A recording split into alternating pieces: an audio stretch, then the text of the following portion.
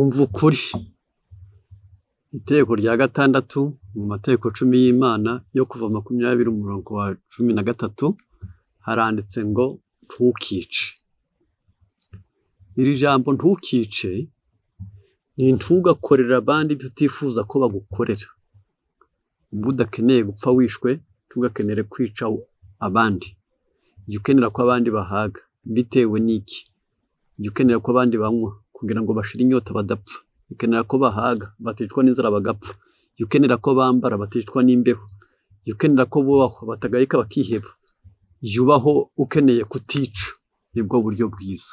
Iri tegeko rishaka ko umuntu ahinduka umugisha ku bandi.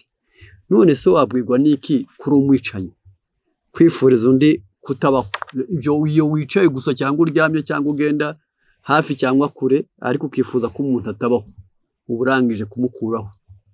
Mwisi babona ntacyo bamutwaye, babona utamukomerekeje, bakabona utamutemye, ariko ukaba warangije kumwica. Tukifuriza undi kutabaho. Kabiri, umwuka wo kwanga abandi, byo bita esprit de haine, ni bibi.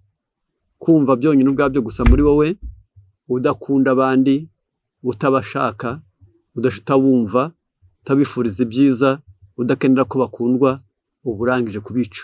Uko wumva rwose udakeneye kwagira uwumva ukeneye ko atabaho. Byonyine ubwabyo gusa umwuka wo kwanga abandi ni ukwica. Gatatu, umwuka wo kwihorera. Mu isi y'ababaho, aba bana ngo babure icyo bapfa. Ashobora kuba ataragutumiye umwana, ashobora kuba ataramuhaye, ashobora kuba ataramukunze, ashobora kuba ataramuhaye akazi, ashobora kuba ataramwigishije neza, ashobora kuba ataramubwiye neza. Ntukihorere. Ibyo abandi bawukoreye ukababara, tugapanga kubibakorera, ikibi ntabwo kiba kirusa ikindi. Ahubwo byonyine ubwabyo gusa uzumve ko kuruta undi ni ukudakora nk'ibyo yagukoreye. Umujinya utera gukora ibidakwiriye. Hari abantu bajya bagira umujinya bita ngo ni umuranduranzuzi. Mwananiranwa agatema inka yawe, mwananiranwa agatema igiti cyawe, mwananiranwa agaturuka umwana wawe, mwananiranwa kureba igitsure, yarangiza ibyo umujinya ntukagutere gukora ibidakwiriye. Iyo urangije kuwukora ubwo uburangije kwica. Kwifuriza undi ingorane.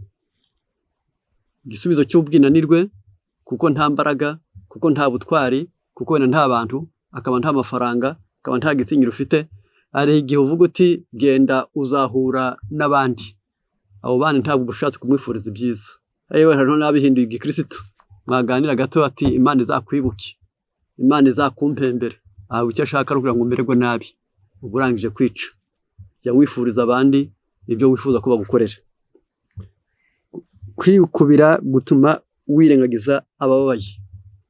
Iyo umaze gushaka ngo twose tubutwawe, nuko ibyo kurya, nuko imyambaro, nuko amafaranga, abandi baburare, abandi bambara ubusa, abandi bahere mu nzu barwaye, uburangije kwica.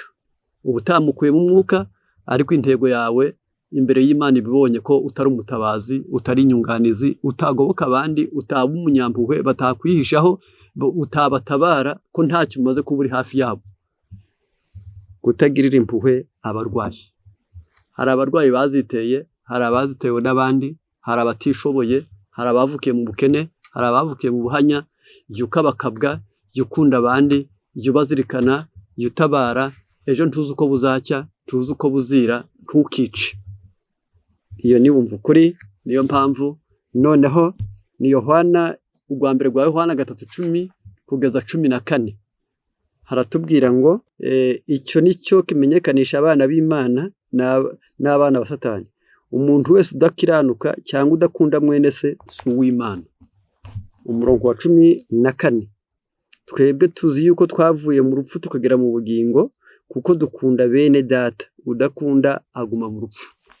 Rero wowe ntukamere utyo. Muri Zaburi 109 umurongo wa 17 na 18 yakundaga kuvuma kwe kumugeraho, kandi ntiyishimiraga kwifuriza abandi umugisha ukamuba kure, kandi yambaraga kuvuma kumwenda we, kwinjira mu nda ye nk'amazi, kwinjira mu magufa ye nk'amavuta. Jya ugira umutima mwiza, tukice, tukagambirira ibibi, tukifuriza abandi ibibi, tukihorere. Yubaho gusa, umva ukuri ufite umutima mwiza, umva ukuri, tukice mu mutima, tukagambirira ibibi ku mutima. jya ubaho ukunda abandi. Iyo umuntu akunda abandi aba avuye mu rupfu, umva ukuri.